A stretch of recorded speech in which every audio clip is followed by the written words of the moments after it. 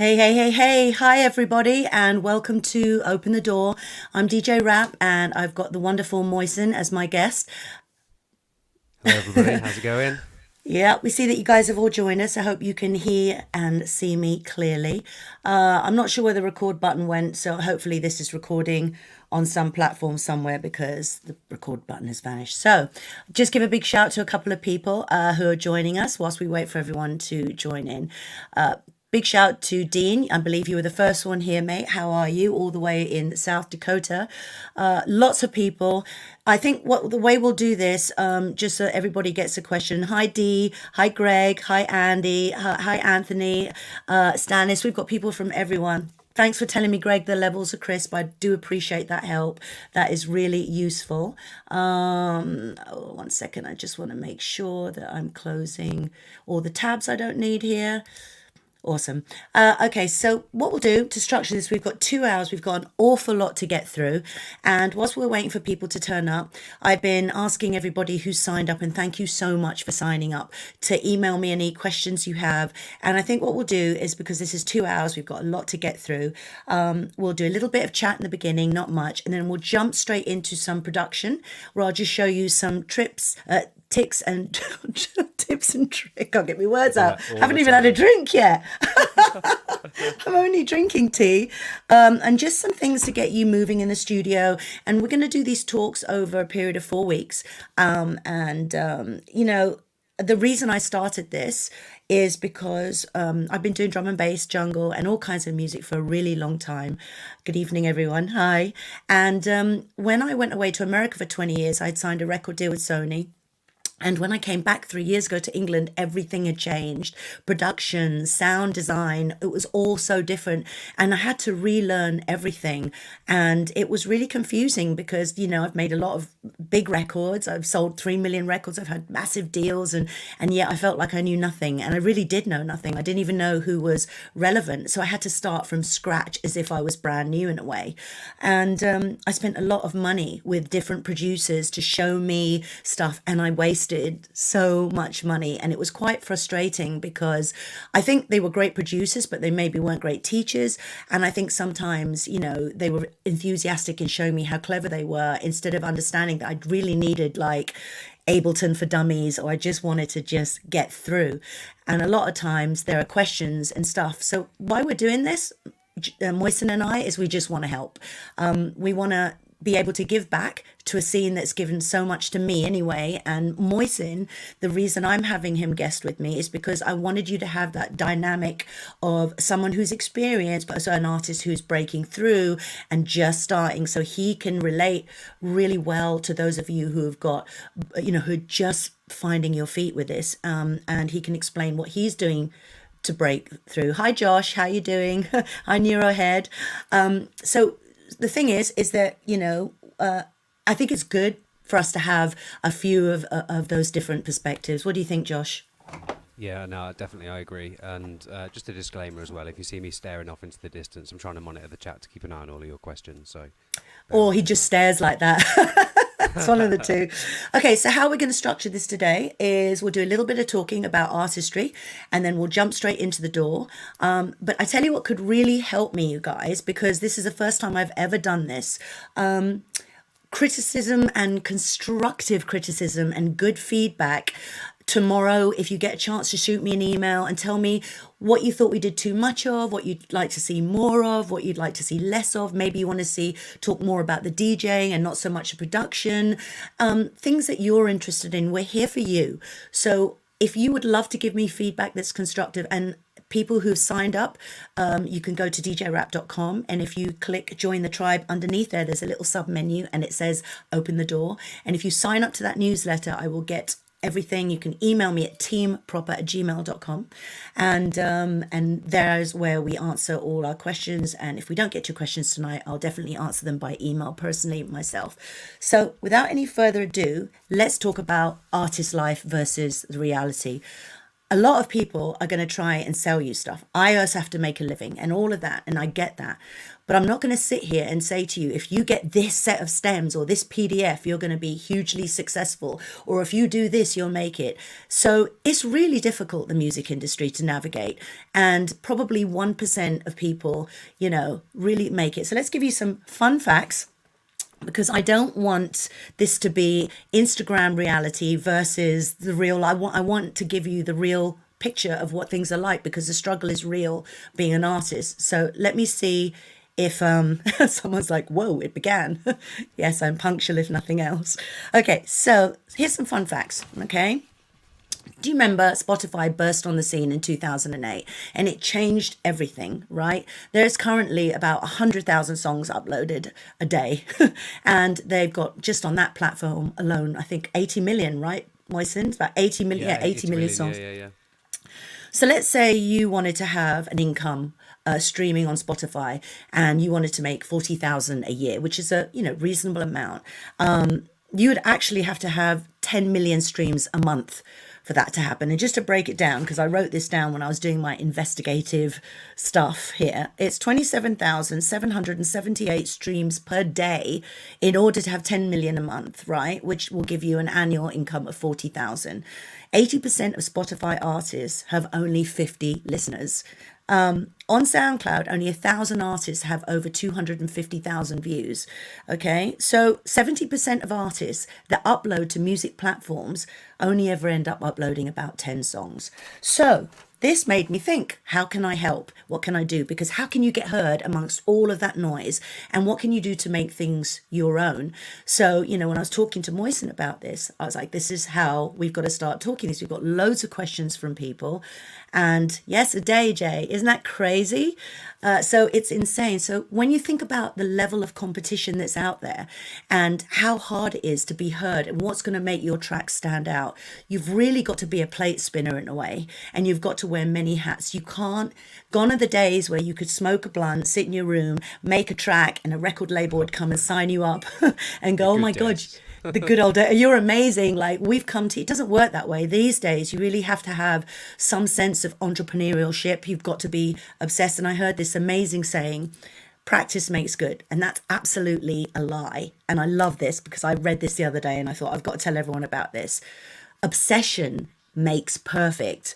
Practice is just good, right? But you've got to be obsessed. You've got to be interested in all forms of this music industry, because if you want to be a successful artist, this much I can tell you. I can't guarantee you'll be successful because I can't promise your music won't suck. It might be brilliant, but if you're not motivated and obsessed by all the things that go with this, if you don't have an idea of how to promote yourself or to use the platforms that are out there, it can get very, very difficult to be heard. And that's why I started off with these sad but fun, tragic facts, okay? So the other thing as well is that it always starts with good music.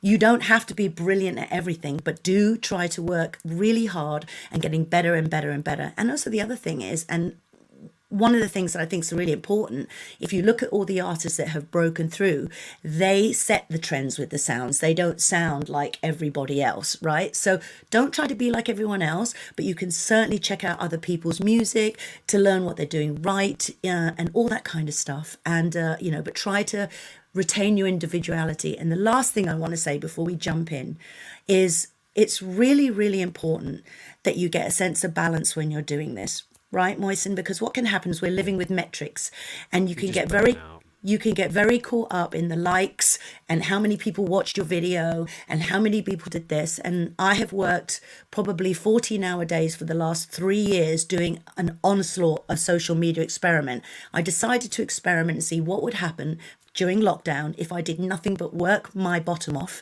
and just work really hard and do tons of social media content and build my profile. And guess what? My profile got really big. I had over 3 million views on YouTube. Instagram's blowing up, TikTok, blah, blah, blah. But guess what's interesting, right? Is that that didn't mean anything. It's just like you've got lots of eyes on you, and that is great. But I don't really necessarily believe the model that if you've got 100,000 people watching you, 10% of those people will buy something.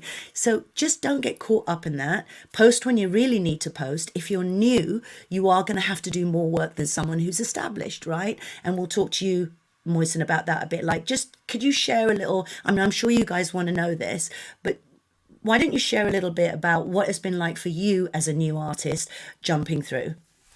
Yeah, I mean, so obviously being sort of starting to get recognized a little bit and causing a little bit of traction, like with Instagram and things like that, and actually getting gigs and stuff, has only been within the last 12 months. And actually, in the background, there's been a lot of work behind the scenes for about 10 years. So it's been a long time of doing it and putting these different hats on and doing all these different things, all in the favor of, like, you don't actually know if it's going to work and you don't know that it's going to happen, but all that you do know is that you just put the consistency in, you take breaks when you need to, and you don't copy everyone else, but you can learn from everybody else that's already there. You have a look and you adapt it and you move it to your own sort of style, and that's where I've sort of come from, and that's where I am at the minute. Awesome. One of the things I'm reading, I got here a message, and does a blunt not lift my spiritual? Oh, it's gone already. My spiritual part of my career. I mean, you know. So here's the thing, because we can't. Josh will monitor, Moisen will monitor the chat a little bit. Would you guys prefer we just jump straight into some production? Just give me a bunch of yeses or nos, or would you rather I answer some of the questions first, or can we do the production and then get to the questions later? That would be great if you would let me know what you'd like me to do. And whilst we're figuring that out, I think we can. Yes, what? Yes, start with the questions, or yes, start with the production? Yeah, put number one for Production, the. please. Okay, so we're going to Okay. start with production because I'm not going to read through all of these. I'm sorry if I don't mention you all by name. One thing I would like to say, if you do have questions, you have to sign up to open the door. Okay, it's free. It doesn't cost you anything. I won't spam you. I will only send you newsletters when we're doing these talks or something about open the door. If you have questions you want me to answer, that's the way we do it, because I need to look at those questions, write them all down and have them ready for the next session. Okay, can't do them and do this. Even though I'm a woman, I'm horrible at multitasking. Okay, so without any further ado, I know it's Glad I didn't amazing. have to say it. I know you'd have got slammed by everybody. I Yeah. hope we have a bunch of women in here too. I'm not sure. Yeah, there's Nicola. Hi, how are you doing? I'm glad, because this is important, and that we share the love with everybody. And so what I'm going to do is I am going to just add in some Ableton, and I'm going to start with some basic stuff. And the production I'm going to do right now is I'm going to show you around. And by the way, this applies to most DAWs. Okay, so a DAW is a digital audio workstation, for those of you that don't know, and that can be Logic, Cubase, Notator, whatever it is your poison. I personally work with Ableton. I've worked with Logic as well, but a lot of the stuff I'm showing you can be applicable to all the other DAWs as well. And there's no such thing as which DAW's the best. It's what you're comfortable with and what you learn backwards, forwards. That's the important thing. Okay, so without any further ado, let me just present screen here a second. Share screen, and you should see my Ableton pop up now, and hopefully you guys aren't watching this on a phone. Okay, so save your questions and email them to me at teamproper@gmail.com, but remember, you have to sign up to the open the door, otherwise I won't answer them. No, I'm kidding, I will. Okay, so here we go. Right, so hopefully you guys can all see that okay. So this is the arrangement page. Basically, there's two pages on here. You've got the live page, which is awesome, and obviously you've got the arrangement page, which is cool. And so what I'm going to do, I'm not going to spend time showing you how Ableton works. This is for someone who sort of has a basic understanding of DAWs. But what I'm going to show you, for those of you who are thinking about starting to produce, is some simple ways to stop you getting stuck, to get those juices going and get you working. Sorry, my phone's beeping. I should have turned that off, but nevertheless.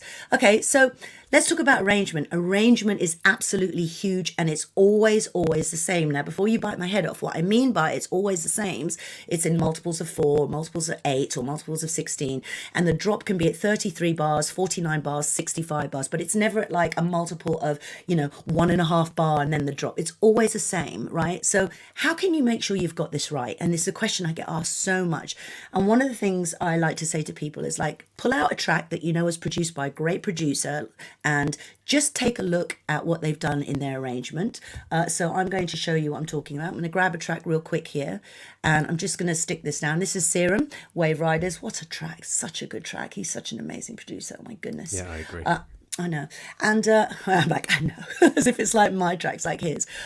So first thing we want to do is, if you look right here, you can see if I right click, there is a locator that I can create in between this little space of the dark gray bar and the white bar you see above. And I can add a locator, and in there I can write, intro, whatever I want, and I can move that locator around, and I can basically mimic the arrangement of a track, right? So first thing you want to do is make sure the track's in time, eyeball it, whatever, make sure it's in time here and it's right. Let's just put this at the front, and then what you want to do is set the locators and just make sure it works in the sense of the timing. Let me just turn this volume down so we can hear the click. Okay, that needs to be faster. I'm going to eyeball this and say that this is 178. Let's just see. There you go. So now that we know that that's the right speed, and you can find that by tap tempoing, there's loads of ways to find the speed. I mean, we've only got a short limited time, so this is going to go fast, people.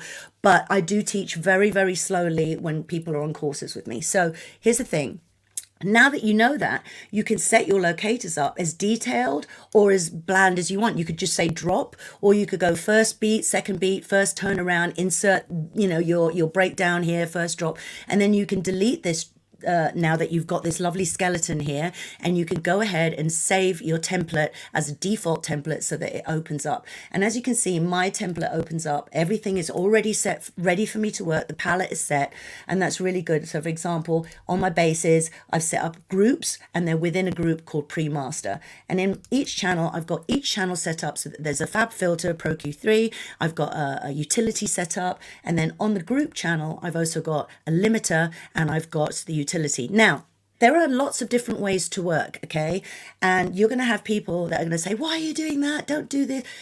Just ignore everyone and do what works for you. This works for me, and I'm not saying that my way is the only way and it's the right way. What I'm saying is this will help you. I'm all about working quickly, efficiently, and making writing easy. I don't want things to take me a long time, especially if my creativity is flowing. So I like to set things up a certain way. Let me just show you. I'm going to close this. You're going to pretend this doesn't exist. And I'm going to open up a channel here and do another one. And I'm just going to basically color this blue. I have massive, not ADD, because I don't think I do, but it drives me mad if things aren't color coordinated and done properly, and it helps me visually as well. And what I'm going to do is I'm going to group these two, and I'm going to call this let's say my bass group, right, for example. And on each audio track, it's all set up so I can have multiple basses within my main bass group. And you may have heard of this as busing as well, okay? On my main group, I'm going to drop a utility, and I'll explain why. I'm going to drop utility on here, and I'm also going to go for a limiter as well. Now, the whole point of doing this, I can't multitask, I'm so lame. Hold on, let me just drop that there. Okay, the whole point of doing this, in each group, I want to, when I start balancing the mix, well, let me show you this. When I'm exporting stems, for example, I don't want my master, I've set this at -3 today because I don't want the music to be too loud and overpower everybody. But basically, when I'm exporting stems, I want to make sure that my stems are exported at about -6. Moisen, what do you export your stems at, out of curiosity? Yeah, I export them at -6 as well. And just take a second. This Tim Dent has asked, what is utility for non-Ableton users? It's anything that you can just control the volume with. It's a volume control. That's basically it. Okay, thank you, Moisen. I appreciate that. So when you're exporting, -6 is a really good way so that you'll never clip and never do anything. But sometimes it can be, especially for someone like me that's quite deaf and I'm missing certain frequencies, I want to hear things loud sometimes, and I work solely in headphones. And these are absolutely the Mac Daddy headphones of headphones, but they're worth every penny for me. So I work solely in headphones because I've got neighbors that would evict me otherwise. So yeah, so having good headphones is key when mixing. Okay, where was I? Oh yeah, so now on the group, I've got this utility, right? And I've got the fab filter. So let's pretend that I've got two basses in there and I've got drums and everything's all going nicely and I've got the mix balance, but I just need to pull that whole group down. I can simply pull that group down by just turning the volume down, and the whole group will go down without me messing with my mix. Okay, there's numerous ways to do this, by the way. This is just the way I work and what works for me. Okay, so I've got that group there, and I'm going to duplicate that again. And what I'm going to do is name each group bass, another group drums, and within that group, maybe I'll have a kick snare group, and then I'll have melody, synth, blah, blah, blah. So that's what that is. And I'll color them differently. And that is what I've got here. And then I will, if you look here, that's what I've got here now. So that's what's going on there. And then I've put all these groups, my sub bass, which is on its own channel, drums, melodies, vocals, and effect. I'm putting all of those in another group, groups within groups within groups. And I'm calling that group pre-master, which means I can pull the whole mix down, or I can crank it up to a point where I'm limiting so much that I'm actually mastering and hearing what things would sound like whilst they're being crunched. And that gives me that crunchy sort of vibe. So I know, like, okay, this frequency is poking out too much. And it's almost like just fake mastering, if you like. And it just helps me to hear things loud and what they would sound like crunched. I hope that's making sense for everybody here. Got the headphones covered, Paul says. Awesome. So without any further ado, let's sort of talk about what happens, because not everybody has a genius idea and goes, I will go to the studio and make this amazing song. Sometimes you just don't know what you want to do. And a lot of the times on those days where I am feeling musically impotent, I will spend hours and hours and hours creating sounds, putting them in racks, creating my user library and making it full of samples. And that way you start to work really quickly. Do you see on the left-hand side here, all these menus that I've got, my user library? These are all sounds that I've spent doing and creating, and just so I can just grab things, and I've got my go-to sounds, and it just makes me work in a very, very quick and efficient way. And time is the essence for me. So when you're busy and you're running a label and doing all the things that I do, like, I don't want to mess about. I want to get straight to creating. Okay, so let's have a look here. One of the things I like to do is have drums ready and spend my time. I'm just opening up my kick snare group. You can see I've got a kick channel and a snare channel there, and I'm just going to go to my DJ Rap Sounds and pop in my kick that I like and a snare that I like, that I know will sound good, and they've been sound design, polished, mixed, and so I know they'll sound good. These are my writing kick and snare. It will change as I decide to move forward. I mean, you know, I don't get stuck up. And this is the thing I want to really drum into everybody. Don't worry about the sounds. Don't worry about the sound design. Don't give a toss about any of that. Just write the melody and the sounds, and then you work on the sounds, and it evolves, and the sound design starts to come, which I'll show you now. So let me just get my kick and drop that. I think the drop will be on 33. For this one, and I'll get a snare and I'll just drop it here, and let's just make things a bit bigger so we can see. And let's make everything, it's freezing. I hate not being able to turn the heating on. It sucks, man. Just a little comment from Tim Dent. Glad he's not the only one who uses placeholder sounds. Yeah, I think that's important, and a lot of us do. There is, well, these are sounds that I made, so I'm not embarrassed about it. But you know what? There's nothing wrong with using samples. The only time I don't like using samples is when people just use a sample and it's just, they haven't manipulated it or changed it or had an idea from it. In fact, I'll show you guys what I'm talking about in a minute. So, okay, hopefully this is something everyone can hear. Let's turn that click off, and let's put this back down to 174. It's a wee bit fast. Okay, so there's my beats right now, and I'm just showing you what I do if I get stuck and I want to create something cool. But you could say, okay, but I'm not a good programmer. You've got these drums ready. That's not fair. Like, how do I do that? And I'll be like, okay, I'm also a bad programmer, awful. But here's how I taught myself how to program. And this is really a bit weird. And I know probably some of you will be like, what? But check it out, right? So, okay, so you see this drum here. Let's just pretend I don't know how to program that, and I don't know where a snare should lay. Like, I don't know it should be on the second or fourth, or I don't know where the kick should be. Just completely new. The thing I love about Ableton, it can do numerous tricks. So if you right click here and go convert drums to new MIDI track, it will actually extract the MIDI from this pattern, and then you can basically use it, right? Which is awesome sauce. So we only want So now it's created a MIDI file with where the kicks are placed. So if I go in here and double click, we know we don't need hats. So it's placed where it thinks hats are. So I'm just going to get rid of those hats because we don't need them. And now if you look at this, and I'll make this a bit bigger so you can all see, you can see that the kicks are perfectly placed. And this extraction tool works with anything. It's absolutely amazing, actually. So I'm going to get rid of our audio kick because we don't need that. We've now got this kick. But this is the fun bit. It would have played... It's using the instruments in Ableton and they don't sound great. Mickey, yes, fine. Okay, so now we don't want that. That's not good, right? And here's where making your own sounds comes into it and can be really useful. What I can do is I can go to my user library and I can say, okay, I've got a bunch of Vengeance drum racks that I've made because one day I was bored and I have no life, and you know, this is what single gals do. And here I've got a drum rack, so I'm going to get rid of what they've put in here, and I'm just going to go ahead and put in DJ rap kicks. Let's see, what do we want? Yeah, let's put in this one. I haven't used this for a while, so it'll probably take a minute, and it's missing some files, so let's let it search for that. Go. And you can then start to circle through and find your own kick. But here's the thing, this is why I work with my own sounds first, and I don't do that. I really like to have my own sounds ready because I don't want to spend hours finding the right kick and then everything changes later on. That's a bit, do you know what I mean? That's just a bit lame. So I don't want to have to do that. You know, it's just taking too much time worrying about the sound design and all that. Let's just get writing. Yeah.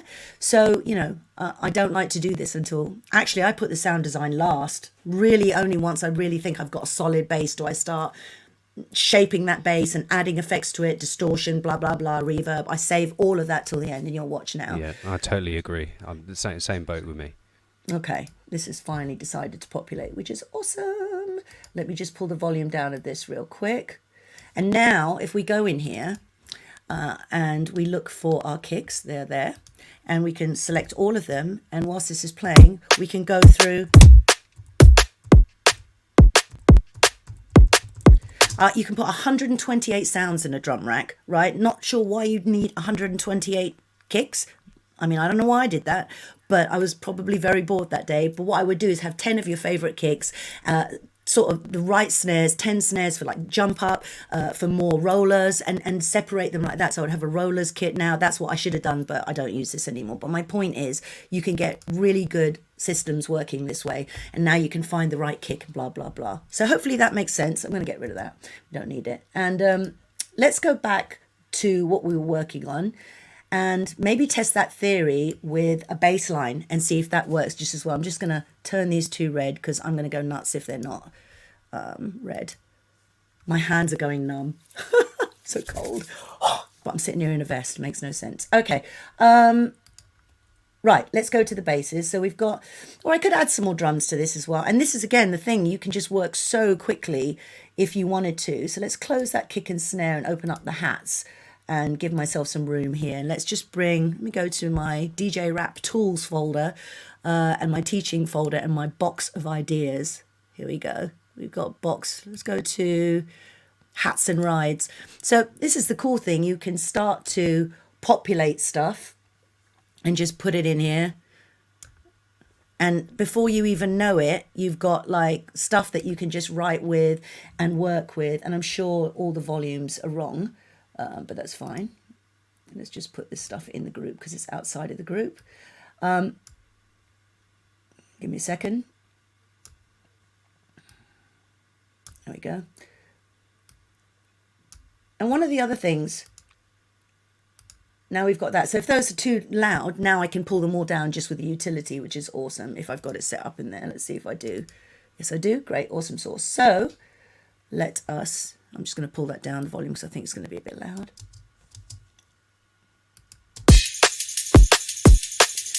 So right away, you're writing before you've even worried. And it doesn't matter if that's not what you need. Who cares, right? It's just so you can get an idea and a bass line, because the bass line is really the thing you've got to work on, right? So we've got some percussion in there. Let's move on to the bass and let's try that idea of extraction. So if you look at my left-hand side, hopefully you can see this. I've also got a folder that's called Grooves and MIDI Use. And I just spent hours and hours and hours and hours extracting MIDI from bass lines that I liked and just keeping folders of MIDI. So I've got jump up MIDI, other bits, rap MIDI drums, blah, blah, blah. So let's just pull something in and see how this works. Okay, so as you can see, it saved the whole pattern of a bass line that I must have done a long time ago. And you can just get really quick and writing this way, and it might just flare an idea for you. And that's what you want, right? You want an idea. You don't want to be stuck in the studio thinking, what can I do? Because one idea will lead to another. It really is that simple. Now, it's going to sound awful, this bass sound. I'm just going to color code everything. Give me 1 second. It's going to sound really horrible because it doesn't save it. Well, I've not saved the patch that goes with it. Literally just the MIDI, right? So that's fun. Awesome. Okay, so I'm going to keep that and just bring that along. So we've got a few different ones. There you go. Now, the good part is when you've done your work and you've spent time just making bass sounds and doing stuff like that. Let's just pull up Serum here. You just go to your favorite basses. Look, there's a folder, good basses, rap bass, yay. And you can start by finding, you know, sounds that you think will work, like, not that, right? Let's go through a few.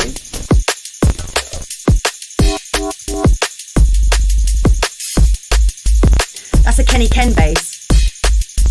You know how Kenny likes those sort of like doo doo doo doo doo doo. I must send him this recording if we do it. Okay, so all right, so you've got a bass line there, and just if you start to go through your user library with sounds that you've made, and I'll show you how to make some sounds in a second. We'll get onto more complex stuff. Bear with me.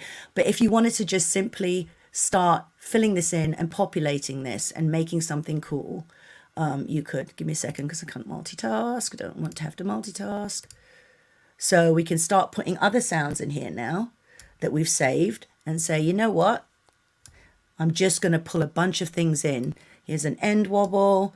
And I've named things as well so that basically, you know, the name. So I know I'm looking for an end 808. That's great. So there's something in the way here. So let me cut that there and make some space. There's a mid bass here. This will sound horrible because it's not mixed, of course.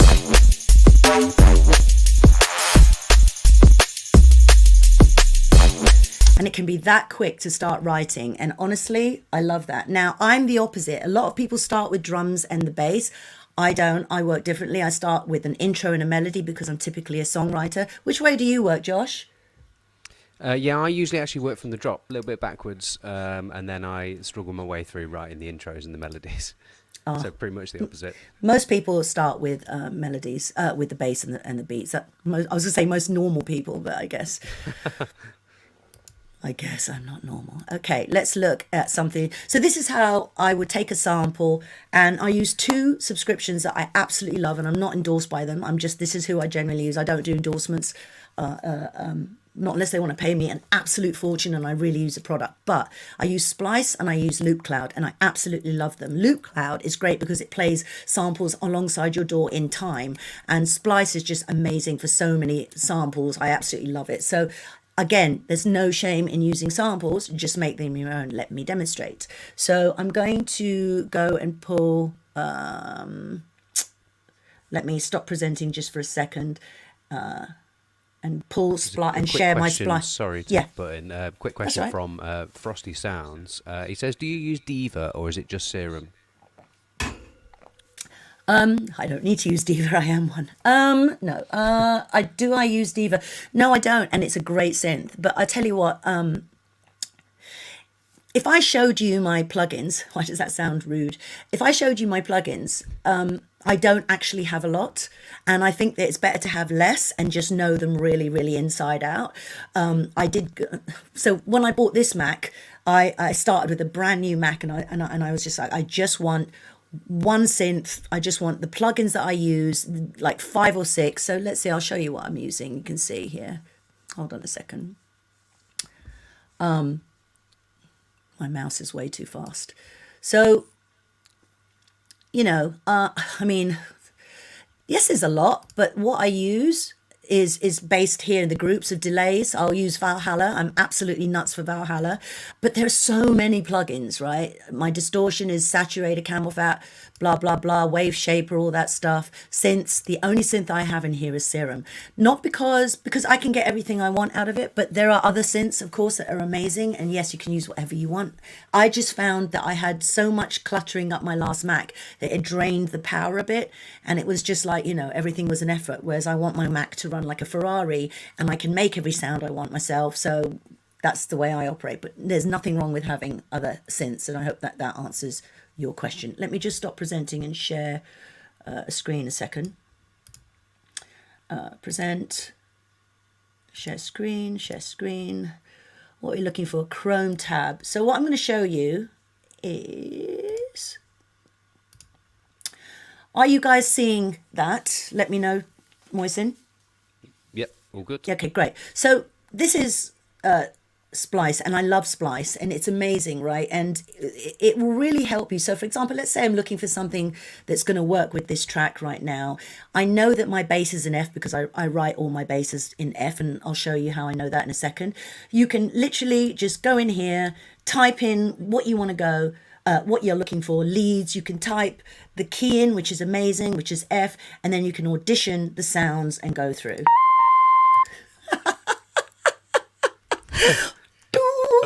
And then you can, sorry, that's just really funny. I was not expecting that. I'll take that one. Okay, and the reason I'm going for the arpeggio, because it's got lots of melody and lots of ideas in it, I'll get lots of ideas from that.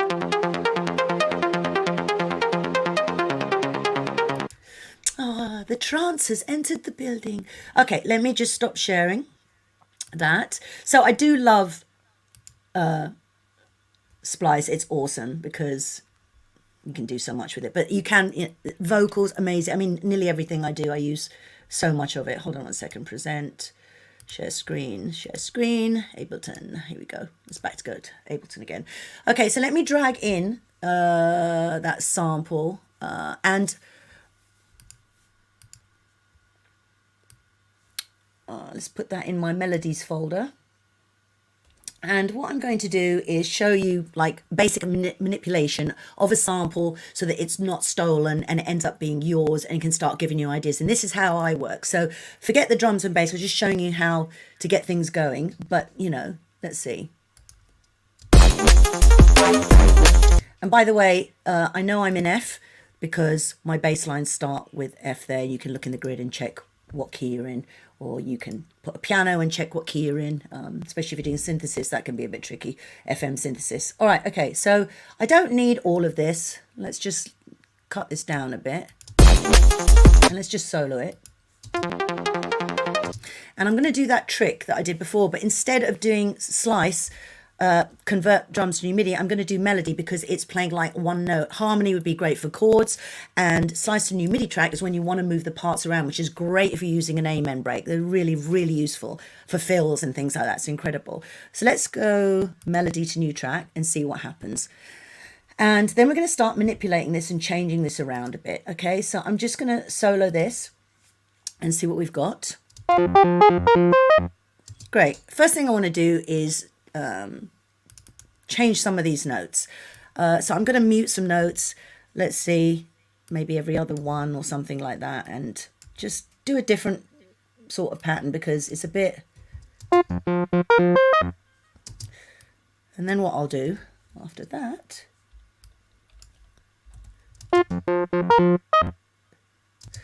let me loop it. Then we need to find a nice source.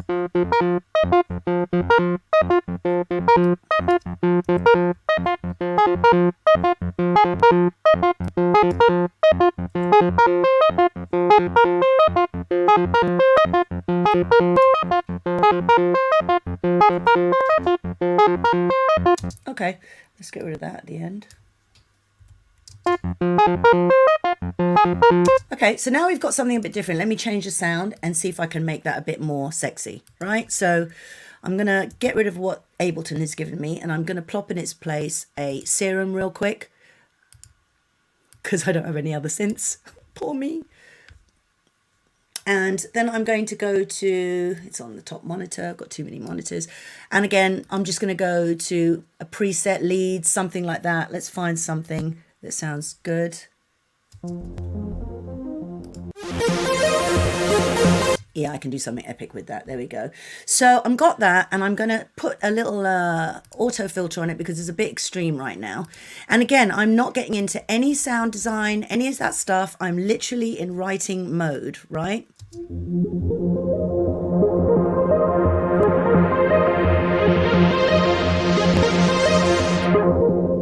So now that's giving me some ideas, and it's not the same as that. So it's a slight manipulation. You just change the notes however you want. So I'm going to get rid of this now because thanks a lot, mate. We don't need you anymore. Discarding you like a cold lover. And now I'm going to this. And let's see if I can pull this. I don't care for that bass line. That was just an example to show you some stuff. I think what I'm going to do is probably scrap all that and start writing something from the intro because that's the way I write. But again, you can start any way that works for you. It's whatever works for you. What works for you, Josh, when you do this stuff? Yeah, for me, so it's literally use probably Splice as well, manipulate the audio file in different ways and just break that silence that's on the canvas, you know. Yeah, no, I meant like, how you said you start with at the drop.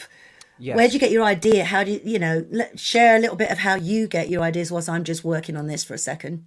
Yeah, so usually, I would start off with the drum beat sort of thing and try and get a rhythm going and then try and get like the bass groove to fit sort of within that rhythm. And then once I do, try and find nice little quirky bits of melodics or something that sort of fit round it and sort of mould it into a bit of a progression. Didn't you have an interesting idea though? You said you tell a story, and I remember you talking about that if you wanted to make a track about certain sounds, you would look for sounds that fit in that. Why don't you share that? Because I thought that was really, really interesting. Yeah, so what I try and do is right at the start, I try to make a little bit and then give the track a name. And then once that track's got a name, say for example, if it was Sewer Rat or something like that, I would then, I know it's random, but I would then go and find lots of images that I can look at while I'm producing that of that. And then I would try and find lots of different samples and sounds that you would expect to hear in the sewers, like drips and drops and stuff. And you're sort of like building a scene so that the tune really makes sense for where it's supposed to be. That's really interesting. I've never heard that before, and I think that's a brilliant idea. All right, here we go. Okay. All right, so all I did, for those of you who are wondering what I was up to whilst I was away, I have simply just made this longer, and I just extended the auto filter so that it wasn't, so that it just gradually opens up.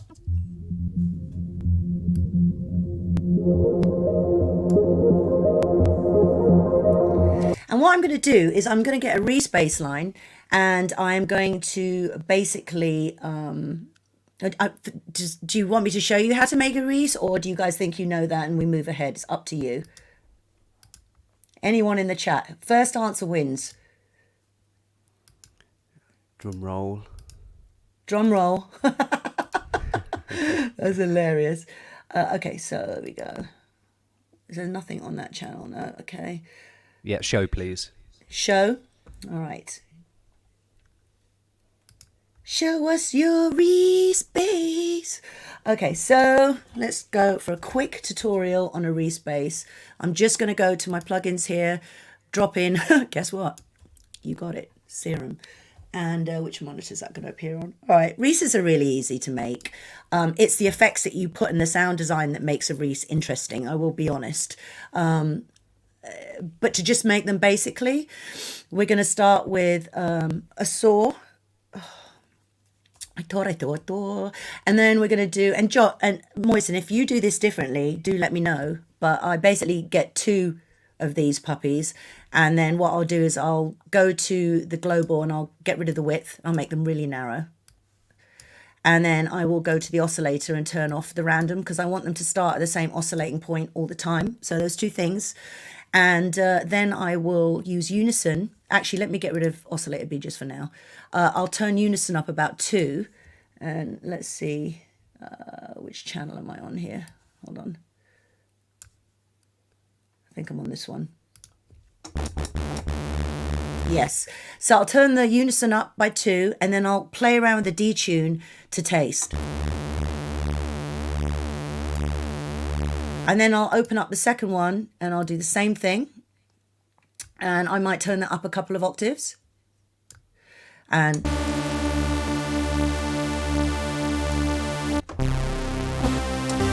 then what I want to do is get some gliding going on. So, you know, let's turn on the legato, all that stuff, goody stuff there. I'm not great at some people I've seen when they teach are so good at saying the proper technical, the parameter of this. And I'm just like, look, just move this knob here. It makes everything glide. But your legato, portamento, that kind of stuff to be more professional. So that notes slide into each other. So that's your basic Reese, but how to make it bite is the important thing, right? So now we've got them gliding. Let's show you the plugins I like to put on a Reese to make it work. I'm just going to make this green so I can just see what's going on. Actually, I'll make it white. Okay, just so I can see what's going on there. And what was I going to do? Oh yeah, I was going to make it bite. So let's go to, what shall I use first? I'm going to use Melder. Good call. Melder, yes. Oh, do you use this as well? I do, absolutely love it. It's amazing. This is just the best plugin for everything. So you've got the wave shaper and you've got the reverb, and it's very good. Convolution reverbs, really good reverb. There's loads of great reverbs you can use, but the wave shaper is what I'm really interested in here. Let me pull this down here. This plugin is sick. So basically it's a frequency. I mean, what would you say? How would you, it's like a multi-band frequency. Yeah, multi-band frequency distortion, wave shaping. See, he's much better at terms than me. Okay, so I'm going to edit this and I'm going to create 3 bands. And what I'm going to do is control the low end, the mid, and the high, right? So I'm just going to turn off the dry wet for the high and for that right now, and I'm just going to work on the bottom. Now, if you see what I'm pressing, you can see where all the action's happening, and I can double click here and start to boost certain frequencies. Now, be careful you don't suddenly do that. You will break your ears. That's a nice boost there. I'm going to go to the mid. I will turn it up halfway and see where it's all happening. It's sort of popping around there, so I'll probably get the best frequencies around. And let's see what we can do with the top. And look, this is, I'm doing it really quickly, but you want to go to taste, right? I mean, make your own Reese's sound the way you want them to sound. And you know what I'm going to put on the end of this is some sausage. This is my favorite. Just to jump in, I've just seen a really good question from Aid T. He says, what do you do to the Reese to get the classic jungle one? Do you turn the cutoff right down? In short, yes. Yes. The filter. I'll show you. I'll do that. So look, right now, great question, by the way. Really good. I mean, Reese is just the definitive jungle sound, isn't it, really? It just is. So this sausage fattener, I just love this. Look. Happy, sad, happy. Okay, and so now this is going to give a little bit of fatness. And whoa, man, right there, right? I mean, it's just...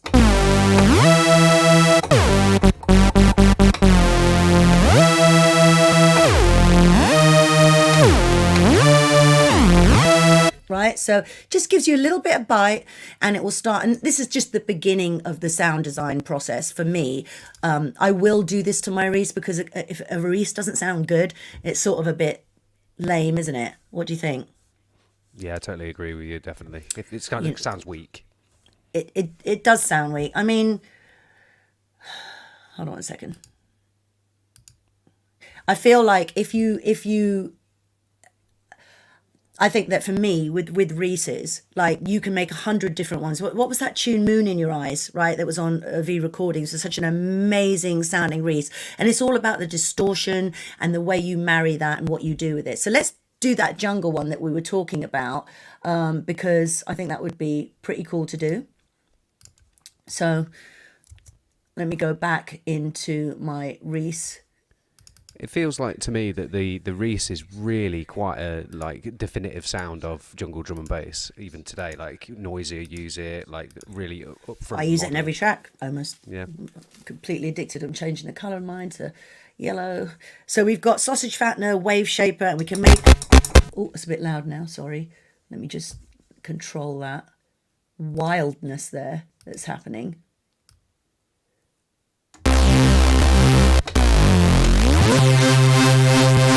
So now I want to write that melody that we've got, and this is what I'll do to my Reese. If I want to write something, I'll just put a filter on it, basically. But let me do that now. Go grab a filter, and I'll just put plain old auto filter on it. Auto filter, speak much.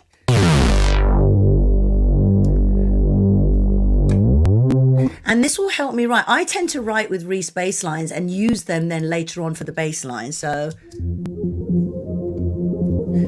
oh God, I've got to come up with something like on the bloody fly.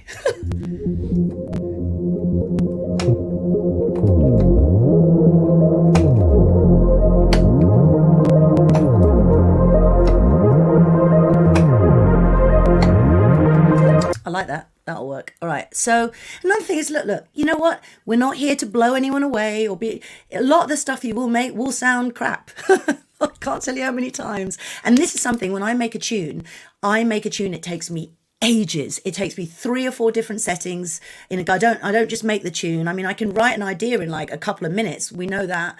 But then I need the space away from the tune, because I'll come back to it a week later and I'll be like, that really has something, or that's really crap. Or I immediately know what's wrong with it because I've given myself the space, perspective. I would say that the space between your writing sessions is almost more important than just getting on and spending 8 hours and then 8 hours and then 8 hours, which gives you burnout. It's not good for your ears and you lose perspective. But that's just my personal thing that I've learned the hard way over time by releasing a lot of crap that I should have just waited. And had I been patient, I would have realized that tune wasn't so good and I would have been blah, blah, blah. And now that is why my tunes are better now than they've ever been, because I'm taking the time to just see if they're good over time. Do they last? Do they hit me the same way? It's really important. Absolutely, definitely. Actually, Moisen told me something that I will never forget that changed my life as a producer at my old age after being in the industry 40 years.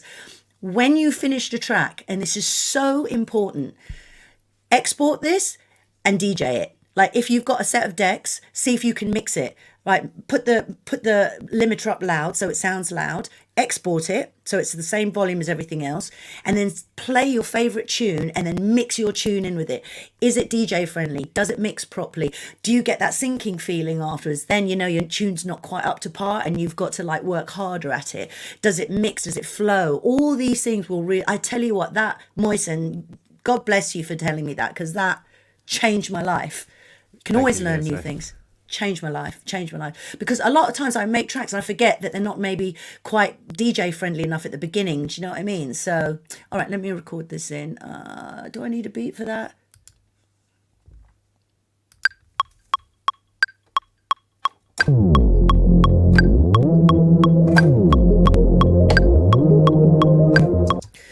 Sounds like James Bond. Who do you think is going to be the next Bond? Ooh, that's an interesting question. I don't know, man. I'll tell you, I don't know. DJ rap for Bond, anybody? Who's going to be the next Bond? Let's make sure these notes overlap. Turn that click off because it's annoying as hell.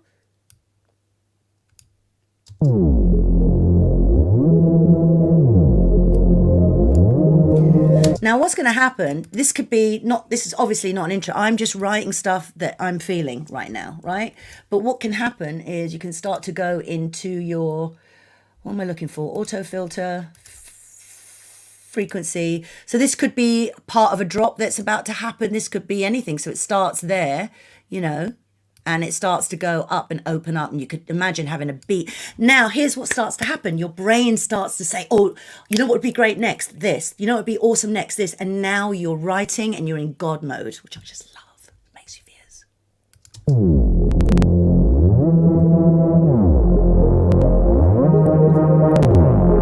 I mean, can't you hear what's coming next?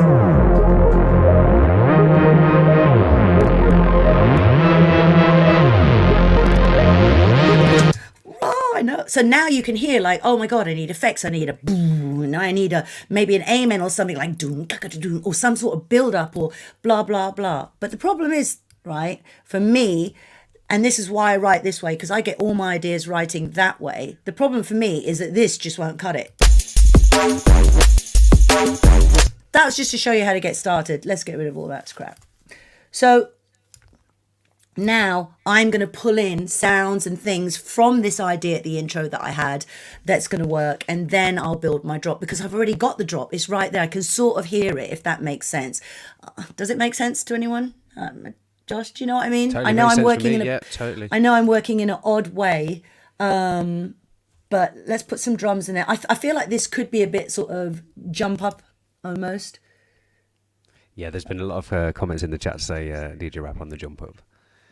I do like jump up, man. I'm sorry, I just do. I know, but I like my jump up. I don't like elephants. I don't like that. And more power too. If I've got no problem. If you like elephants, you like elephants. Okay, I'm going to go to, let me think where I would have put this. I'm trying to do this quickly so I can teach you guys stuff as quickly as possible. This is really super fast, and I hope that it's not annoying that it's this fast. Josh, any questions you want to answer whilst I'm looking for my beats? Yeah, just looking through now. Craig Augustine actually asks, do you use an arpeggiator or just free flow? What's the question again? Sorry, do I use an arpeggiator? Yeah, do you use an arpeggiator or just free flow? Both. Sometimes you can use I see what you mean. Yeah, both. I mean, typically free flow, but I am a trained pianist, so I'm pretty good at that sort of thing, but horrible at programming. So sometimes I'll use Ableton's got a great arpeggiator, and it'll give you loads of patterns and stuff like that, or you can manipulate the sample like I just did here. You could do that. I mean, yeah. Thank you. Another question from Adamski A. Adamski? He says, yes, Adamski A. I believe I've said that right. Yeah. Do you keep the Reese on a man or stereo, and then marry that with a mono sub? I think I know what this means. Do you layer a sub underneath your Reese? I am about to get to that now. But you want to answer that, Josh, because I'm just doing some stuff here. Yeah, no worries. Yeah, so even with me, whenever I'm doing it, I usually it depends on the context. If it needs to be into a drop, then yes, I absolutely will, so that the sub is like dead consistent and gives you that energetic drive. Whereas if it was in an intro or something like that, then I would probably just leave that bed underneath it where it's sort of moving around, giving it a good texture. Okay. All right. So we don't need those right now. Okay. So I'm going to pretend that 33. Well, not pretending. I just literally did what I showed you in the first part of this session, where I pulled drums. These are just not the drums I'm going to end up using probably, but they're the pattern that I think will fit this whole section. So I've just pulled some drums in, not mixed, it's just super rough, and we'll leave those there. I've already showed you how to do that. We were talking about the Reese and a sub, and this is important because you're going to want to basically pair that with a good sub bass. So let's just do that now. I'm going to grab this Reese here, and I'll put it under a drum, and I'm just going to turn my where should I keep the filter? Here. Okay. And I'm just going to put the filter down just so that we can write quietly. It's a bit loud.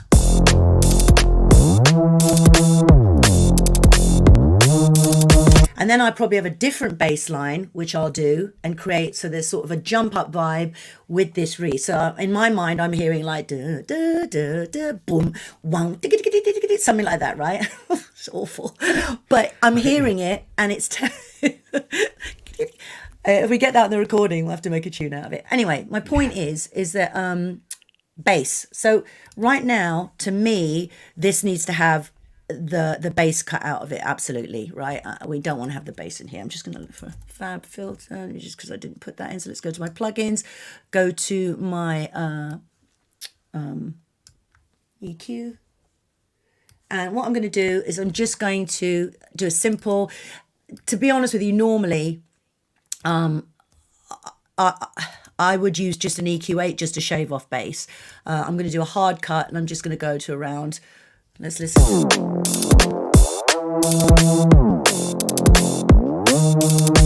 About 100 so that I get rid of all that sub bass.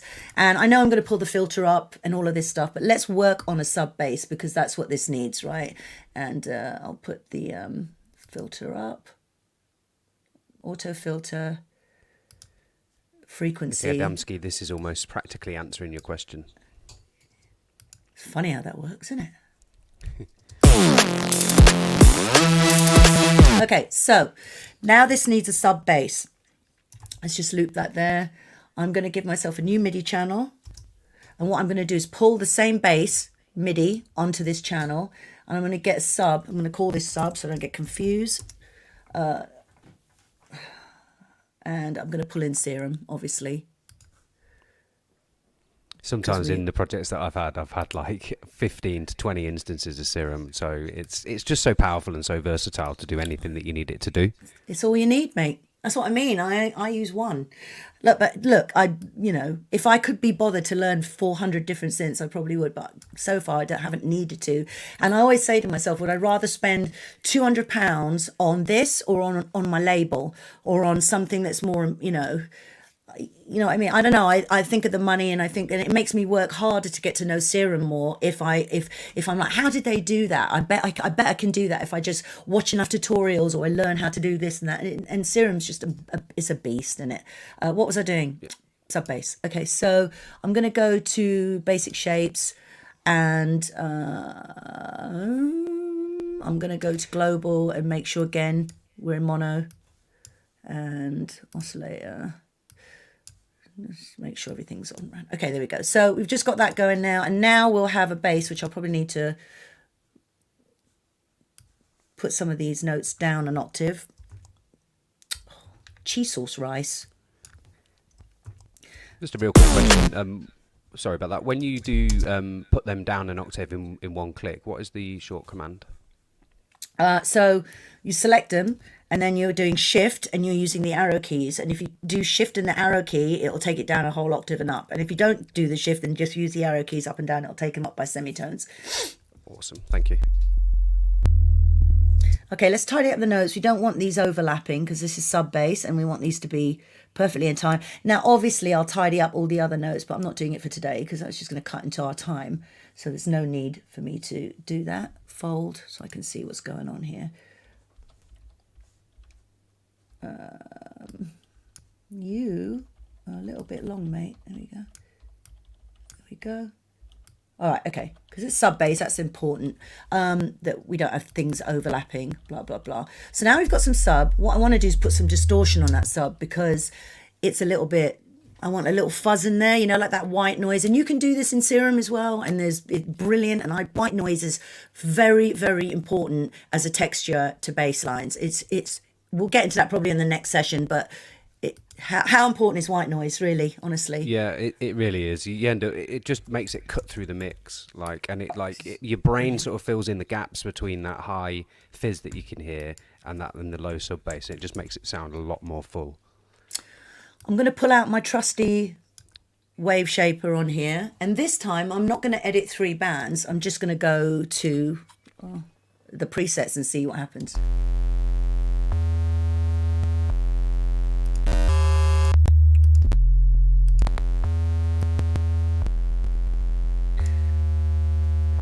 Let's see.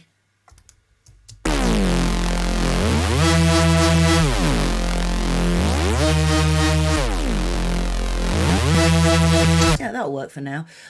So it's good to have a little bit of fuzz in there. And again, we're not getting deep into like sound design. We're just starting to shape things because we know that will work. So if we wanted to... Now you've got your sub bass there. And again, just keep things fluid. Don't get caught up on the sound design because honestly, it will... I've spent 3 hours compressing a snare once and the next hour I was like, I'm never doing that again. Definitely. Are you a producer if you haven't spent lots of time on a snare? Yeah. I remember once back in the day before I was sober, I had partied a little bit too hard, and I thought it'd be a good idea to make a track the day after a pill. And I swear, man, I listened back to what I made, and it was just hilarious. It was hilarious. All right, so next, I want to do another sound and get into a little accent bass vibe, like a whoom. And I create the next part of the bass line, that's call and response, and then I've got a basic vibe. How are we doing for time? What time is it, Moisen? Yeah, we have got 25 minutes, and then it would be questions, I Questions? believe. What is the actual time, please? 8:36. Great. We're on point. All right, let's pour in, guess what? Another serum. And this is going to be an accent bass.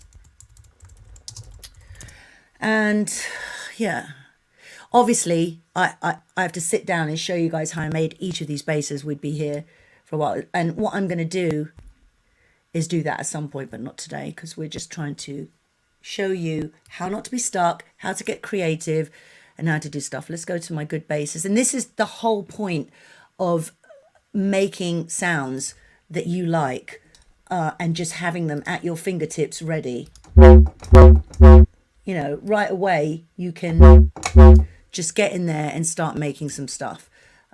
So we're in the key of F.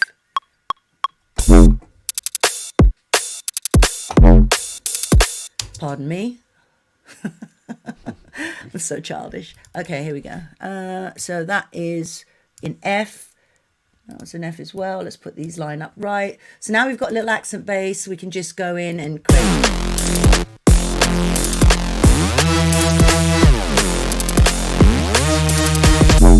I want to now put another bass in there. I'll probably drop the drums out there or do a little triplet sort of vibe with the hats. But let's now do the second call and response bass that we're doing. But before I do this, let's color this stuff. Blur. Needs to be blur.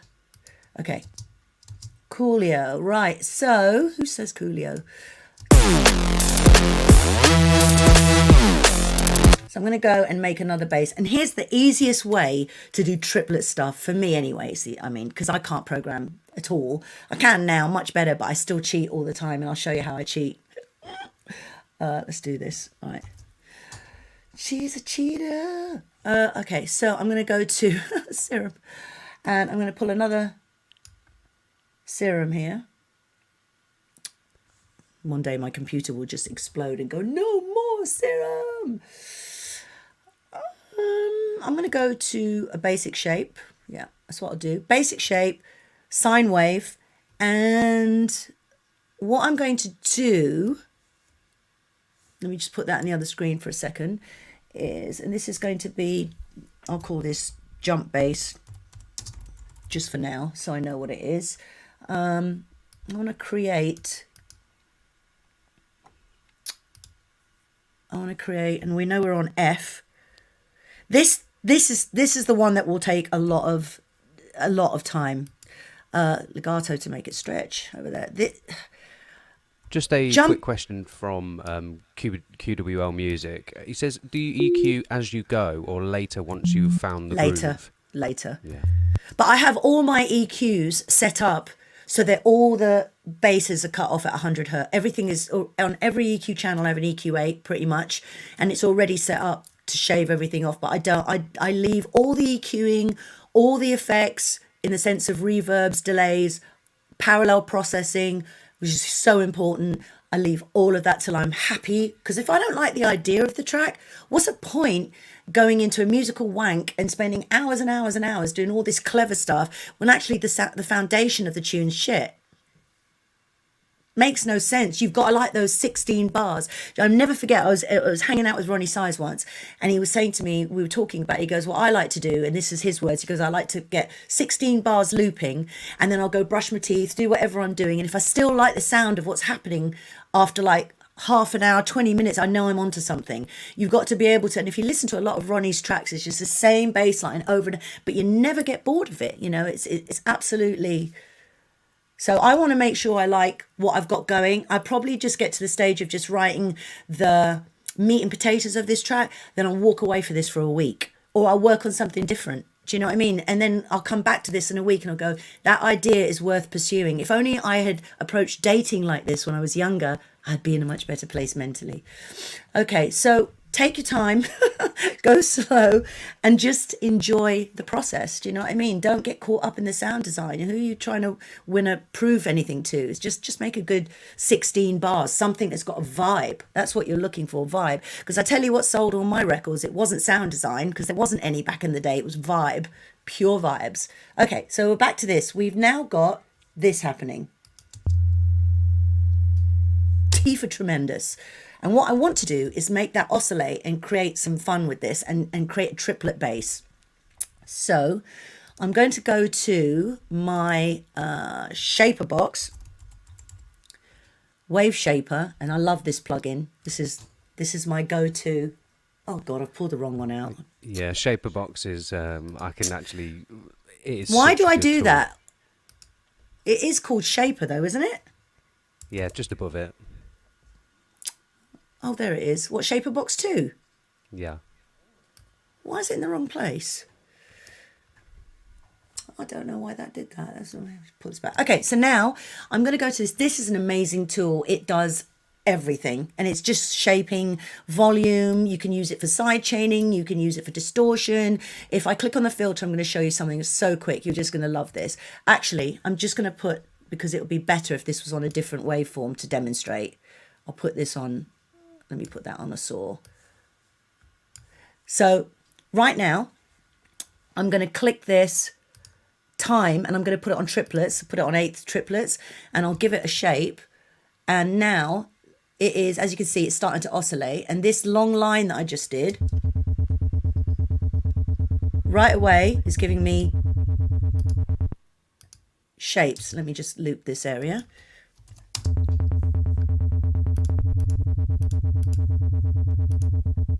Lot of fun, right? Like, you can just have fun with that. And then you can start to distort it. You can start to do all kinds of things. It's great for like 808s. If you want to put an 808 and have a mad wobble on it, it does all kinds of wobbles. You can have the wobble be just at the end, at the beginning, in the middle of the bass. It's so detailed. So if you look here, you've got the frequency band, and you could have it affect the mid, the bass only, or you could just have it 100% or not 100%. Just have a little bit. I mean, it's just so much fun. All right, so let's go back to our serum here. Now we've got this wobbling in a pattern that's a sort of triplet pattern, right? And what I'm going to do is I'm going to go to digital or something a bit sharp, screechy sounding. I don't know what. Let's just try that for now. And I'm going to FM from B, and I'm going to turn the volume down. What that means is I'm taking the sound from B, which I'm oscillator B, and I'm going to introduce that sound up into oscillator A. Josh, do you want to Yeah. So regarding let people know, is that something you do, what FMing is, and just explain that whilst I'm doing this for a second?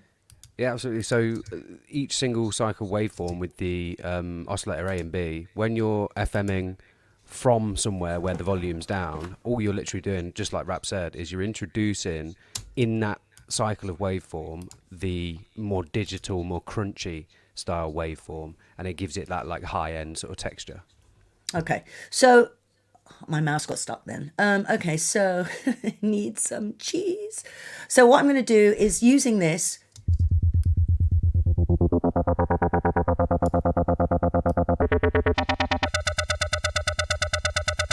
voila, jump up. And now, of course, the hard work comes into this, is that you've got to really get that sounding good. And with jump up, it's really hard. People think that music is easy to make. It is not easy to make. It's hard. There's a lot of distortions that have to be applied. There's a lot of reverbs that really are important. And I could not make a sound that I was happy with within an hour, I don't think. That's me though. I mean, I could start the process. So let's say we like that as a starting point. Let's just say we do, right? I'm going to add some distortion to this sound. And because we've got a bass, I just need to see where the accent bass lays, because I don't want to go over that. Let me just make this a bit bigger so everyone can see. I'll put that there, and the accent bass needs to cut off there. And then what I'm going to do is repeat that process here, just to fill in the gaps. This is my call and response, and then I'll probably put an 808 here, something like that, the turnaround, whatever. Okay, so I want to put some distortion on this. So yes, I can go through all those processes that I've showed you before. Let's do something different. I'm going to go to my audio effects and go to drive and color. Let's see. I'm going to put an amp on here and see what happens. It'll sound awful to start with. Oy, cheese sauce rice. Let's not use that one. And the good thing about this is you can just swap and try different ones, which is awesome. Is it hot cross budding them and letting me do it, or is it not doing it?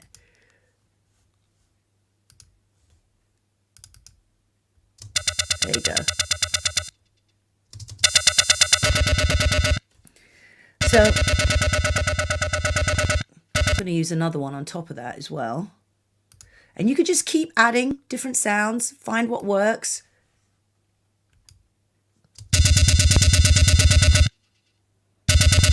See how you're starting to get that like cutting sort of sound just with some basic. And of course, then you can use the wave shaper, the melder stuff, and really start to fine tune it.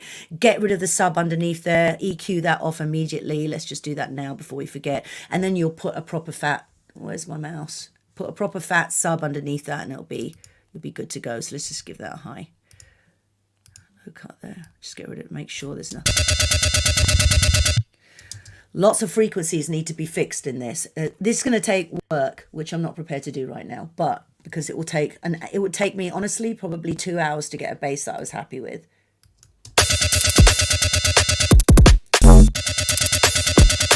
And of course, I've got to put sub under there, right? Now, Moisten, do you oscillate your subs ever, or do you never do that?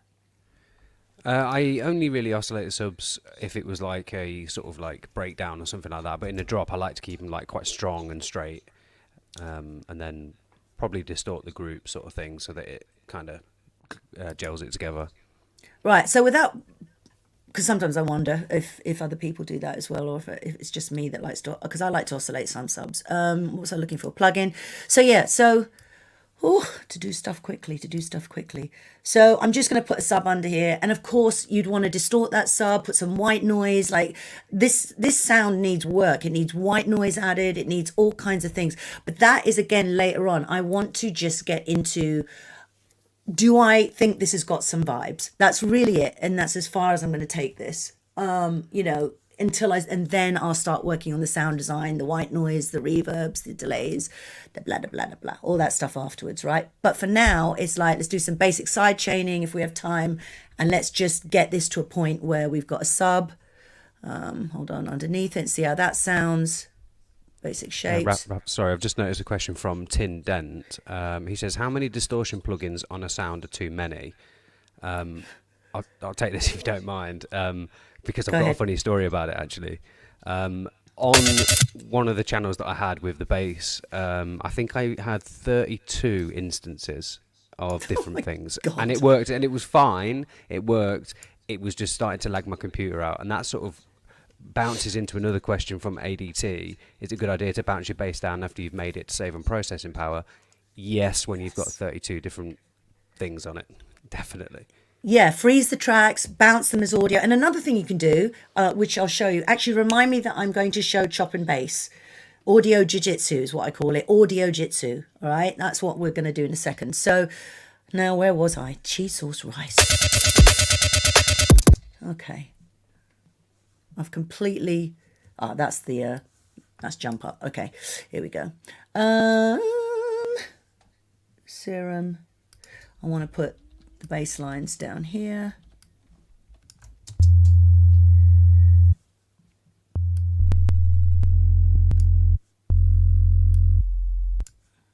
Okay.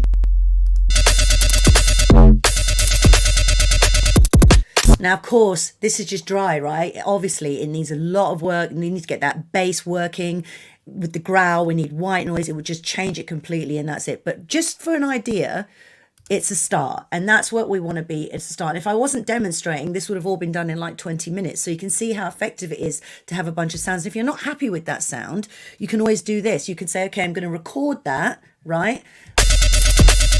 And then I'm going to change the sound and record that. Or go this.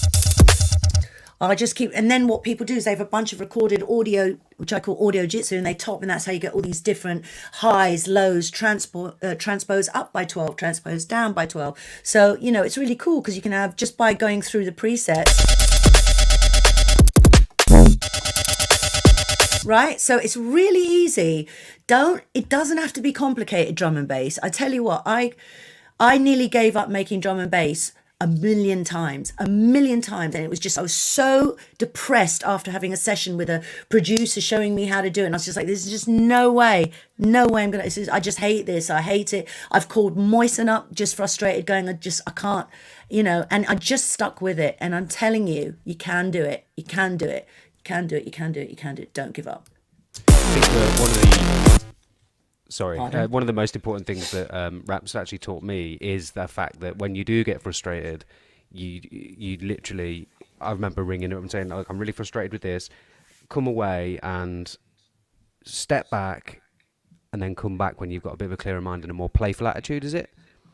Come away, lad. Have a loaf of Hovis. It'll all be all right with a cuppa. Exactly like that. Exactly like that. I mean, look, we're not saving lives. You know what I mean? Like, there's no point getting just so upset. And it's music, man. It's supposed to come from a fun place. If you don't walk in here happy and playful, then you're just putting all this, well, I must make a great tune and all this pressure. It must sound like Voltage or Serum or Kings of the Rollers. And it's not... Man, you're just hurting yourself psychologically. That's not going to help you, because you will be good, especially if you retain your own identity. Okay, so look.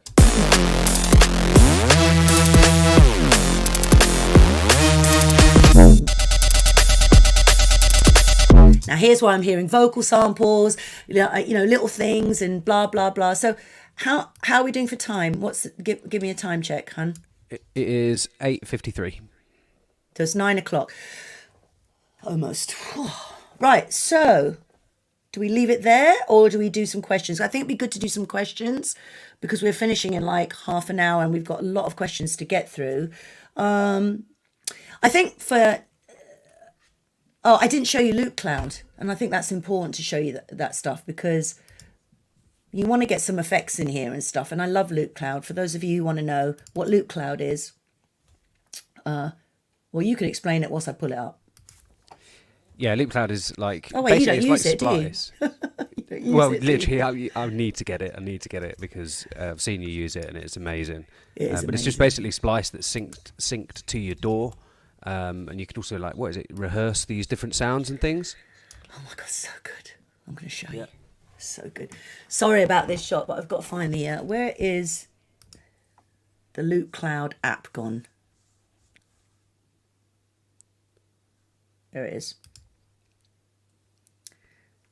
Oh, that's not what I wanted to do. Let me stop presenting for a second, and then I can show it to you properly. This mouse. Just a nice little comment from DJ Mickey T. Is it Mickey T? Music comes from the heart. Absolutely, totally agree. And that involves you having that happiness and having that sort of like contentment when you're going into making the music. It's really important. And it does. If your heart's aching as well, actually, you do get... When your heart's aching, you can get some emotion into the music, but it does. It comes right from there, I agree. What's my best song? Dread. The one that was better than the one before. That's all I know. They're all my best songs. They're my babies. I can't pick. Let me share the screen. They're my babies. But I think Spiritual Aura changed my life as a producer, and people took me serious after that tune. I think up until then it was sort of like, you know, I was making happy hardcore and I was signed to Suburban Bass and I'd been making records. My first record was 1988. Yes, 1988. I'm a vampire. Present. I'm a vampire. Music keeps you young. See? All right, let's just do this. So this is Loopcloud, and Loopcloud is amazing because it works with your DAW in time. So basically you can have a track playing and it will work to wherever you set locators, whatever. If you're searching for something, I'm going to go through this real quick. If you're searching for a sound, like I just clicked on the effects tab, all these will come up, impact, blah, blah, blah, all these sounds. You can pick packs as well. You can go through these sounds and audition them. Each one of these comes from a pack, so you can look and see what packs these are. You can look at all the packs that come up. Booms, look at that. You can audition the booms. I think this is like 14 quid a month or something. It's absolutely worth its weight in absolute gold, and it will make your life so much easier. They should sponsor me. Damn it. Downloading now. So it's really good. And wait, make sure the volume's low so I don't deafen everybody in here. I'm gonna just hit so you can just audition all your sounds. Booms are good, and we can go in and do that later on. But the point is, let's say you're like, I'm not sure what sounds will work. So it gives you like this little sort of 16 tracks that you can just put your sounds in and save them or play them all together. For example, this one's playing. Let's find a good. Okay, so I like that, right? So now I'll go to an empty track and I'll put mute on this so it doesn't play. I now go to the next track and I will go through search. Let's go for drums. Let's go for loops. I'll type in loops. Just a wee little heads up, there's no sound on the Oh, cheese sauce rice. There's no sound. I think it'll be swapping in for the application rather than the screen. Let me do it. Sorry about that, guys. Duh. I'll get to it again in a second. 1 second. Let me just close it here. I noticed that Dean Young mentions that Vertigo, for him, was one of his favourite tunes of yours. Oh, thanks, Dean. Is that Dean from South Dakota? Dean Young. Oh, Dean Young. It's not Dean from South Dakota. Thank you, Dean Young. I appreciate that. Where's my Ableton gone? I've lost everything. Present, share screen. Give me a second, Josh. That's all right. Just going through the comments here to make sure there's no questions I've missed. It's all right. I'm back. And we're going to stop in a second because I want to just show Loopcloud and then we'll get to your questions because I think that's important to do that. Share screen. God, so many hoops. My brain's starting to fry. There we go. All right, let me show you Loopcloud through the application. I apologize, everyone. Sorry about that. MIDI. The app's open. Loopcloud. Loopcloud. There we go. All right, let me just check the app is up here.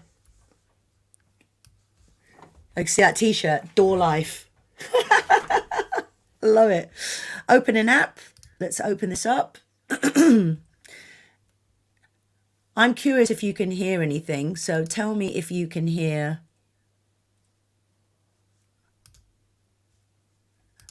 this. Yes. You guys can? Great. All right. So we'll go back to what we were doing. I'm going to show you again real quick. Let's say I want effects. I'm going to click effects. It'll give me all these different kinds of effects I can choose from. I'm going to go for impacts because that's what I'm looking for. And I can store, let's say we like the first one. If I click edit here, I can put it in this track, mute it and say, that's great. I can go to another track and search, I don't know, drums, type in loops. You can go through packs, obviously drum and bass packs, all that stuff. I mean, it's really brilliant, right? Everything that you're looking for. So, yeah, let's just look at what this is. Okay, so let's say I like that. Let's just pretend I can then open up another one and then I can play them all together and look for, I don't know, what else? Just 2 seconds to find something. Let's see. Guitar. I don't know. I mean, I've never used guitar. But oh, and you can also put, of course, the key. So if we want F, there we are. We're in F. It's going to sound awful, absolute gash. Lick me guitars. I don't want that. Stop. Lick me guitars. But anyway, the point is you can start to play things and before you buy, and then you can buy, then you just simply drag and drop into your DAW. So if we want effects, I want a good boom. Let's find impacts because that's what they're called. Impact, there we go.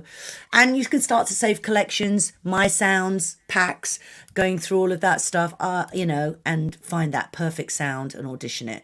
You can even shorten the sounds, make them longer. You can change the pattern of the sound. You can make it go triplets. It just is wonderful. I hope I've made some of you think about this because it's really, really, really worthwhile tune to plug in to get. Sorry, can't multitask, as I've said. Let's just find something. Okay, and what I want to do is find something that will play alongside, and then I can audition the sound and see, do I like it? Do I not? Let's go to the first bar and do it that way.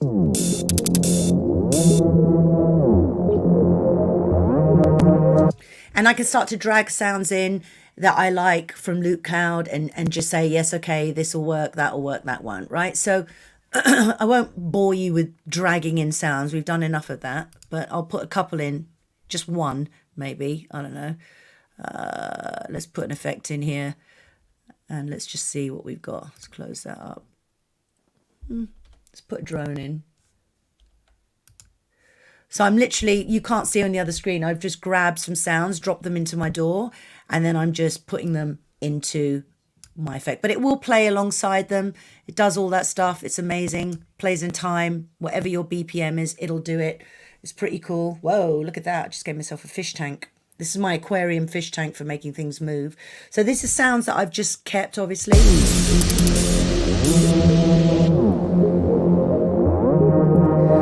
Do you see the use of having sounds ready? Like how important that can be to just have things that like, you know, have sounds that are ready. So this is my drone here and it looks like there's a lot going on, but basically I've sampled a tiny little sound. We can do this next time. Sampled a tiny little sound, put it in my sampler, and then I created what's called a notch filter where I'm basically playing with the mid and sides of my frequencies and my EQs, and then I put an LFO Max for Live plugin which controls the oscillation, how fast and how slow I'm going, and I can just play around with this and do all kinds of fun stuff. I can change the rate and make that drone, if I just solo it.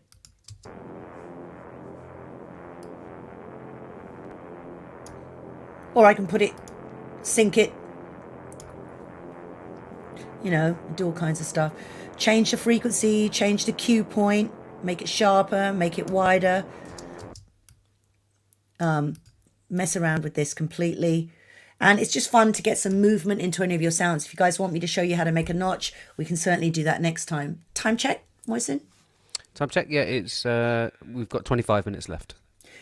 Let's do some questions because you lot have sent me loads of questions. I hope you found the production part interesting, to say the least. I'm going to save this and we'll pick this up either next week or we'll open a new session and do something. Maybe I'll open up the Kate Bush session and show you how I made that.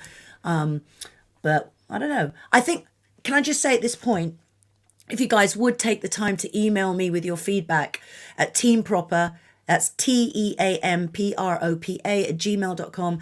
Let me know what you'd like to see more of, what you'd like to see less of. Don't leave it in the chat here. There's just no way I'm going to be able to see it. Take the time to email me so I can give you a better, experience, basically. So I'm going to just hide this stuff, hide that stuff, and I'm going to open up because we've got some questions. And just give me a second. Just there was a couple of questions that were really relevant to that last bit that we've just done. If you don't mind, Okay. I'll fire them at you. I don't, but I've got to get to the people who've answered, taken the time to send their emails. Their questions also have to be done. So, of course, yeah, these should be quick. So Colin Jones asked, is Loopcloud a subscription? And can you share sounds like if you made your own sounds and share them with other subscribers? That's a great question. Honestly, I don't know the answer to that. It's definitely a subscription, and I think it's super cheap. It's either £5 or £10 a month. It's really cheap. I'm not sure. I've never done that with anybody else, but I'm not going to tell you I know something I don't, but I will Google that and get back. Actually, Moisen, do you want to find out if you can Get do on it. that? And Yeah. we'll find out. Tech support. We'll find out and we'll get back to you. Sorry, I can't give you a definitive answer. What's the other question? Other question is, Tim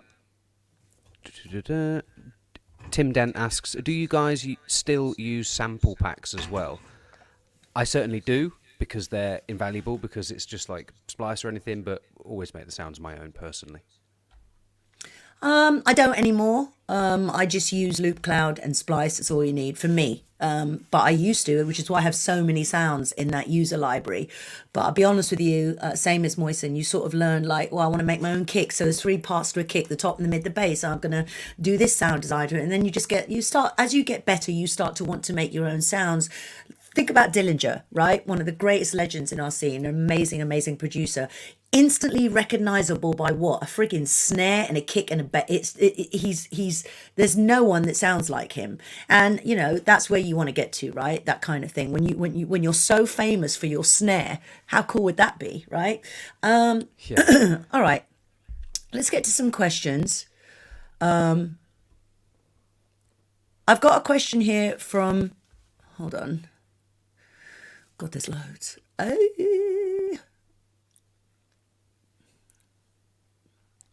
Okay, Liam says, what would you say is a good starting setup, beginner kit for DJing? I've actually got a tab. Share screen. I think I want to share a Chrome tab for this. And hopefully you guys can see this. Can you see that, Moisen? Yep.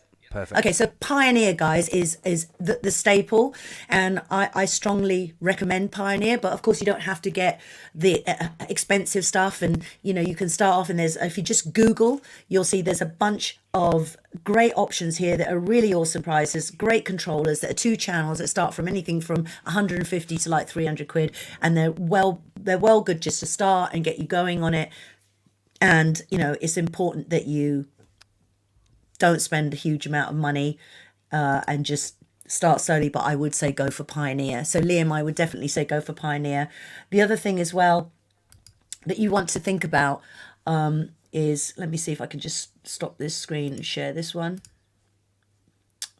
Present. There's a lot of fiddling around with this sharing screens, I tell you. I think I'm doing all right considering this is our first time. Okay, so this is a blog that I do for Open the Door. People who subscribe and blah blah blah, and it gives you tips like this all the time. So I'll just read the quick points because there's a lot here, but you've got to think about, and this is important, what kind of DJ do you want to be? If you're a wedding DJ, obviously your gear is going to be quite different than if you're going to be a tech house or drum and bass DJ, right? So if you're going to be an electronic DJ that does electronic dance music, pretty much Pioneer is what you'll find in every club. You're gonna you want the right DJ controller, and a controller is a digital device that allows you to control and mix music using software on a computer, right? You're going to need the DJ mixer. You're going to need headphones, and for headphones for DJing, I use V-Moda. They're incredible, and I love them. I don't use these the ones for the studio, but V-Moda are great for DJing. But there's loads of great headphones out there, just again to taste. You need it. You could be the kind of DJ that uses software. I don't. I just use my USBs, but you could use Serato, Tractor, etc. You're going to need speakers, and ultimately you're going to need it just depends on your personal taste, right? So really think about that as a setup, as just start off with Pioneer. Start there. One little monitor is fine. You don't need a big set of speakers, so one little monitor, something cheap for Pioneer, some good headphones that will get you through, because you're just starting, right? That would be my advice. What do you think, Josh? Yeah, definitely. And just my advice as well is just don't jump in too deep like straight away, because you spend lots of money and then you don't know that you really want to do it, and then it's kind of like, I'm kind of stuck with this. You can always sell it, but it's kind of a waste of time. I can't remember who wrote this question in, but they said, what are the best rules to live by whilst trying to write bass lines, as sometimes I can find it a little difficult to make bass sit correctly with the track. I use Logic and Triton or Serum to write bass with. I think pretty much that's sort of been answered in the demonstration of how we have done this. Like, The best rules to live by to write bass. There are no rules, but hopefully I've shown you how to make that a little easier and how to not be stuck by extracting MIDI. So let's say you buy a track and you really like the MIDI of that track, you could extract that bass line, whether you get a splice sample, a Loopcloud sample, and then you can start to play. So I would start there if you're finding it difficult to make basses sit. It could also be difficult. It could be a mixed thing. Side chaining is really, really important. We didn't do any. Cheese sauce rice. We'll do that on the next one. Side chaining is basically ducking the bass out of the way a little bit so that kick and that snare could pop through. And typically you'd put your side chain on your drum on your bass bus, and then it would duck a little bit out of the way so that your kicks really drop through. And that could be why it's not sitting through. Also effects and just general balance in the mix. I would say. Anything you want to add to that, Moisin? Yeah. No, totally agree with that. That's absolutely bang on. That's exactly okay. It. Dean from South Dakota, how easy is it to learn how to DJ? It's not easy. Any idiot can press the sync button, but it is not easy. The artistry of DJing is not just about these two tunes matching. It's about being telepathic, walking into a crowd and knowing what that crowd needs at that exact time. What tune should go after the next one? The arc of the journey. Should I take them up? Should I take them down? The actual physicality of learning to DJ, it probably in about 3 months you would start. It took me 6 months to mix my first 2 records together. There were a lot of smashed records. Let's put it that way. It's not easy is the answer. It takes time. And if you're looking for something to be easy, I would suggest the music business is not for you because it is anything but easy. Every aspect of it is hard. But it is such a... I feel like I'm a sadomasochist with music. Like the harder it is, the more I lean into that, the more I don't want to be beat by it, the more interested I get. I am absolutely obsessed by making music, everything that goes around it. I'm just completely in love with it. And then he says, and once learned and perfected, it's never perfected, by the way. What does it take to get recognized and seen by someone from a record label? Oh my God, that's like 500 questions in one, Dean.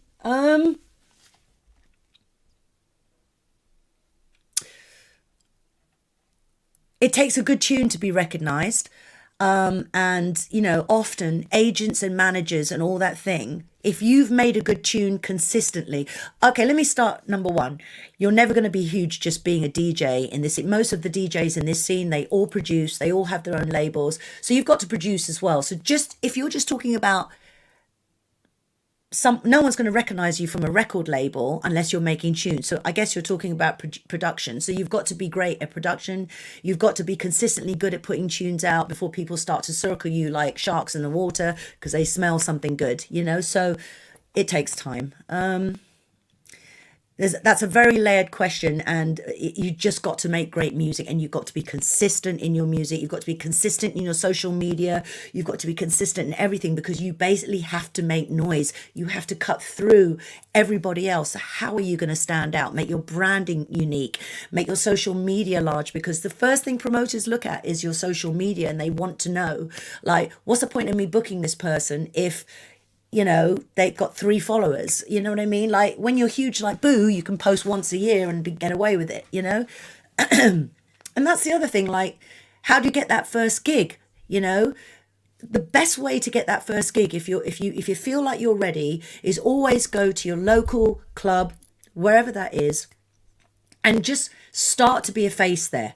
Start going into that local club. Make sure that they see you in there. The promoter sees you. If you get a chance to say hi, all right, mate, love your parties. They're really, really good. Even better, I've brought some girls with me or some mates or some friends, whatever, because you're bringing money into his club. And then be a regular at that club. Always have a thumb drive in your pocket. And eventually you'll be able to have a conversation because you'll be like, oh, you again? Yeah, well, what do you do? I'm a DJ, Hey, mate, if you ever need someone to open up, here's a thumb drive, cost you nothing. Blah, blah, blah. And just start to make friends and forge that relationship, because why should anyone book you if you've never been to their club, and it's your local, and, why should they give a crap? You've got to make people give a crap. You've got to pay your dues. That's how it works. Okay, Short Grain Ben says, what are the steps I need to take to get my production sounding like a professionally produced production? Is it in part psychological confidence? I'm too involved with my own music. Should I step away from it all and get someone else's opinion, or trust my gut and go with it? Do I need to be less precious and protective about what I do? Fear of failure, not being good enough, and definitely something I suffer from. Any tips to overcome this? First and foremost, that's a really, really good question. The most important thing is to turn up in the studio and get rid of all that, leave your problems at the door, leave that heavy expectation out of the way, and come to a playful place where you're just playing, creating, and making sounds. As you can see, I didn't show you stuff that will blow your mind and oh, how clever. And I just showed you how to get going, because that's the important thing, how to get not stuck, how to become unstuck and get out of that rut of it doesn't sound good. The good stuff starts to come once you start to make the music. Wouldn't you say, Josh? Yeah, 100%. You just sort of, it's like a learn as you go. You sit there thinking, am I ready? You just dive in and you just do it, and you take those stepping stones.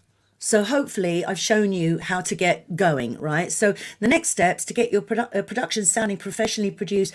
Don't forget, guys, you don't have to do everything yourself. I, by the way, don't do my own mixing and mastering. I do it to a level and then I send it off to Compound Audio to master. And I'm not ashamed to say that. What, I'm supposed to be brilliant at everything? You know, like there's no shame in having someone else do the final master, or having someone do your stem by stem mixing and saying, you know, I'm not great at that, but I'm great at this. So let me focus and stay in my lane so that I'm giving the gold of what I'm really good at, and let someone else. I mean, you're giving someone work, you're giving someone money. That's a good thing. You're giving back. So you don't have to do it all immediately. And I never want to learn how to bloody master and hell no, it's just too much. I know enough where I can get away with it. But the reason my tunes sound so strong and mastered well is because I send them to a professional who masters them for me. And I just love, and it's stem by stem mastering. And I don't care if you guys think less of me for that. It works for me, whatever works for me. I'm busy. I need to do what I'm great at and not get bogged down because of ego. Oh, I must do it. Or I do everything myself. Who gives a shit? You know, anyway. So that's, your tunes can sound better if it maybe it's a mastering problem, maybe your mixes aren't great. So what I would say to you, Ben, is these are the steps you need to take, is to, you know, watch a lot of tutorials, join Open the Door when we launch our courses, or whatever you can do. I mean, just do what I did, which is study, and you will get there. They will sound professional. But a lot of the times it can be something simple, like you're putting your effects on, but you're not doing parallel processing, so the effects are not sitting behind the sound, you're just sticking reverb on top of a sound, so it sounds muddy. And then so many times I see people doing this, they're not EQing their effects. You've also got to EQ your effects just as much as you're EQing a sound, and then you will get that same, you know, you've got to start, it's a lot of work. You've got to massage the sound, put the sound design on it, EQ it to get rid of those frequencies you don't like. You're constantly doing that. You're sculpting the sound, and then you're putting the effects on, and then you're sculpting the effects as well. And that can be a big thing. The mix is super important. We didn't even get into the mix. We'll have to do that next time. You know, so that would be the answer I give to you, Ben. I hope that helps. Ben is saying, when I visually compare tracks to other people's tracks using DJ software, the wave of mine always covers as much smaller spectrum. Why is this a problem? I'm guessing it's related, but why do my tracks sound quieter in comparison, even though I mastered them up to 0.3? Moisen, I need a break. You can answer this one. Yeah, it actually. What happened to the chat? Yeah. What's that? I think it's from YouTube. If we scroll up, it's back to normal.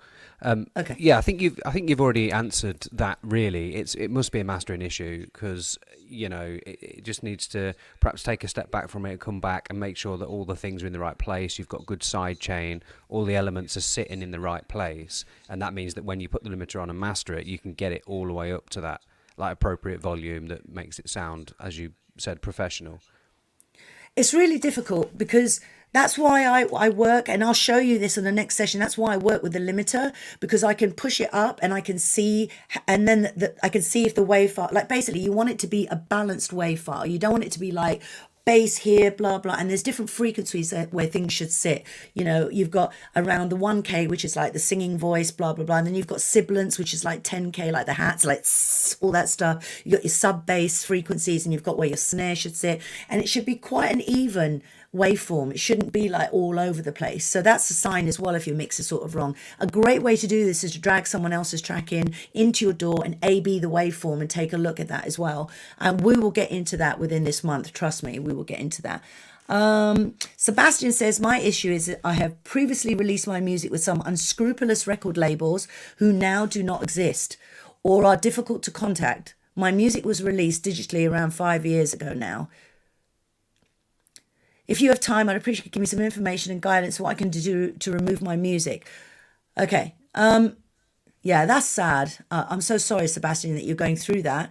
But listen, man, if the label doesn't exist anymore, just put your music out yourself. They'll soon come knocking if there's a problem. Did you sign a contract? You didn't tell me that. But if the label doesn't exist anymore, it's your music. And you know what? Good luck with them trying to sue you if you've got no money for putting your own music out. I would say just put your music out and screw them. Just it's your music. Do what you want with it. But here's a couple of things you can do. Contact the distributor, because the distributor is different from the label, and you can ask them to do a takedown request, and basically they will take the music down. So basically, if someone's put your music out and you don't feel they have the right to do that anymore because the label has closed, it's gone, then you can contact iTunes, whatever. They'll do a takedown request and they'll do it within the hour. Trust me, those guys are like on it. If you can't contact a label or distributor, you can make a claim to have your music removed through an infringement form, and I can give you a link to that, a Spotify infringement form, if you email me. Or actually, you did email me, so I'll just send you the link.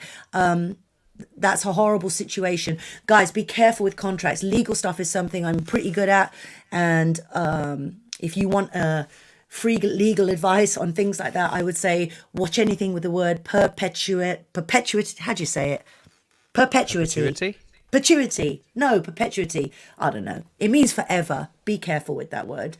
Things like that.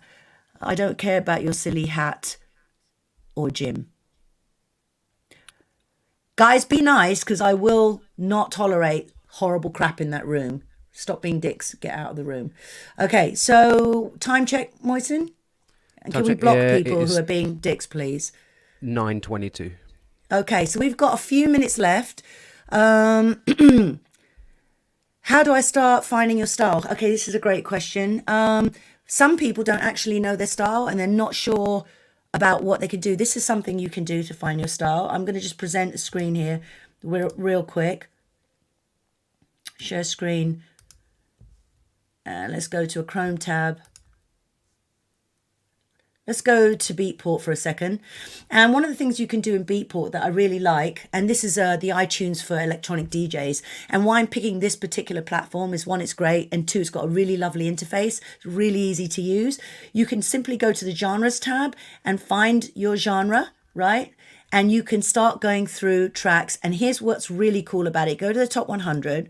You can learn a lot about what are the best labels, what key the tracks are written in, who are the best artists. So if you visit this regularly, you will see the same consistent blah, blah, blah labels. So if you're shopping for a record deal and like, my music is ready to shop now, who are the top 10 labels? I'm going to make a wish list of labels that I'm going to go to.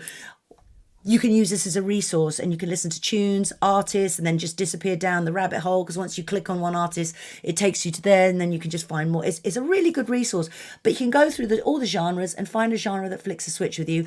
I will say this though, just because the top 100 tracks are there doesn't mean that is all that there is in drum and bass. A lot of time, the problem I find with this is a lot of tracks sound similar. Believe me, some of the best tracks you'll ever hear don't ever even chart, which breaks my heart, really, to be honest with you.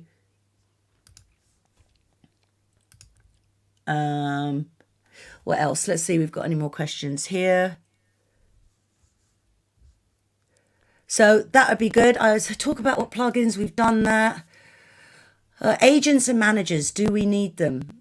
What does it take to get one? Bless him. Okay, so agents and managers, again, once you've reached a certain level of social media, and here's the thing about social media, you do need to do it. You need to get eyes on you, and you need to be able to like interact with your fans, and you need to build that presence if you're brand new. I'm sorry you have to do that, but you do have to do that, and it takes a lot of times, and it's the thing I dread doing the most, but you know, it just has to be done, and it's one of those things. So you have to interact with your fans. So you could say, for example, okay, I don't want to do social media, but what I'm going to do is go in my studio every day and I'm going to make music. Okay, so why not take a 30-second clip of you making a bass line and go follow me on my bass diary journey? and you can put, that takes you 5 minutes, and before you know it, you've got tons of footage doing something you like, and you can just get people to follow you and say, this is when I started making bass. I know it's going to sound a bit crap, guys, but watch me in a month, I'm sure I'll be better, and follow along. And if you've got any drums you want to send me, and always end it with a question like, what do you guys think? If you got any drums you can send me, I'd love to put them in my tune, and we can upload it to SoundCloud. I mean, get it to be a family affair. Ask people to send you, I mean, Beck did that with his album. Do you remember Moist? And he got everyone to send in artwork, and then Tommy Lee was like, someone sending drums, someone sending guitars, and people are stitching that stuff on TikTok all the time. Just get involved, make it fun. It doesn't have to be like anyone else's social media. Make it yours, right? I think that's really important to do. I totally agree with that. Definitely. Can you block people? Can you figure out a way to block certain people? That we've got some idiots in here. Yeah. There's always some stupid person with a small willy, honestly. Right, let's move on. Prep show. I think that is maybe nearly all the questions that I've got here. I'm just checking. How do I get my first gig? If needs be. Yeah, go on then. So from DJ Ollie, it says, so how long from start to finish would you take over a tune that you're happy with to release? I've had tunes that I've done in one session, in about 8 hours that were pretty there and just needed to be mixed. And then I've got tunes that have taken me 6 months. The Kate Bush track that I did, which is on my YouTube page, took 3 months not 3 months, 3 weeks to get done. And that was a lot of work. Some tracks take longer than the others. And often I've heard this, like, oh, I know it's a good one when it happens all quickly. If the vibe happens quickly, yeah, but none of my tracks, I would say each track takes about 2 to 3 weeks. But that's because I'm taking breaks and coming back and taking breaks and coming back. Do you have any more questions? So I've got I can't look at that chat. It's giving me the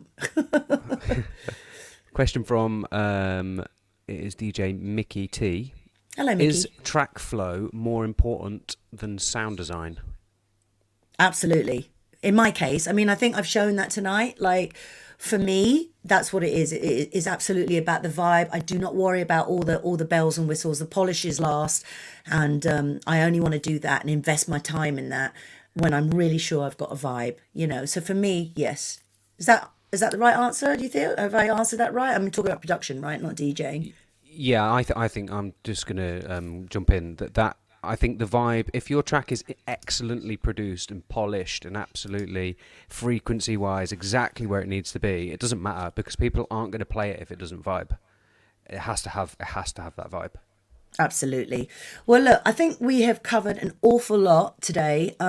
Join us next week. I'll let you guys know when you sign up when the next one will be, and we'll get into some other stuff. But if you could be kind enough to email me, for those of you who've bothered to sign up, I will drop you a little goodie tomorrow, and I'll drop you a newsletter tomorrow saying how could we do better, what can we do more of, and what did you like and what didn't you like, etc., etc. And be kind, because I'm doing this for free. We will send you that tomorrow, and then I'll send you a couple of little tips that will be good for you to have just as a thank you. And we might even do a little focus group, maybe, Moisen. That could be good as well. Sounds good to me. Yeah, could be good. But I want to thank everybody for taking the time to spend with me. This was our first one. We'll get better and better at it. It was quite nerve-wracking, but I really, really enjoyed it, actually. And can't wait to do the next one. How do you feel, Moisen? Good? I feel, it's been really nice to see. There's been so many kind words in the chat, really, throughout. It's just been really, really nice. If you're looking for the link, Steve, hello, is asking for the link. If you just go to djrap.com and then you go, can you type it in actually? If you go to my website, djrap.com, and go to join the tribe tab, and then there's a sub menu and it says open the door. You can also sign up for my newsletter if you want, if you're interested in all the other general stuff, because the open the door newsletter is just strictly about production and stuff like that. I'm just going to give some shouts out to some people. Tim Dent, Gary Templeman, Ade T, I hope I got your name right, Dean, and there's that. There's a few shouts out there. Jamie Hall, James Allen, Artful Smudge. I love that name. That's awesome. There's an awful lot of you, DB Cooper. I don't know how many people in there. We had 500 people sign up, which is absolutely amazing. And the goal is, once you guys have told me what you want, I will design something super affordable and super cheap, but where I'm doing private mentorship with you, and I'll be walking you through every step of the way, much slower, on how to learn to produce and how to do all this stuff. But that's way in the future. Right now we just want to have fun, give back, and do a bunch of free talks and share some of the knowledge, because what's it all for if you don't share the knowledge and pass it on? So from myself and Moisin, much love and bass. We thank you so much, and spread the love if you can, and tell everyone if you had a good time, and I look forward to your questions next time. Take care, everyone. Bye. Bye.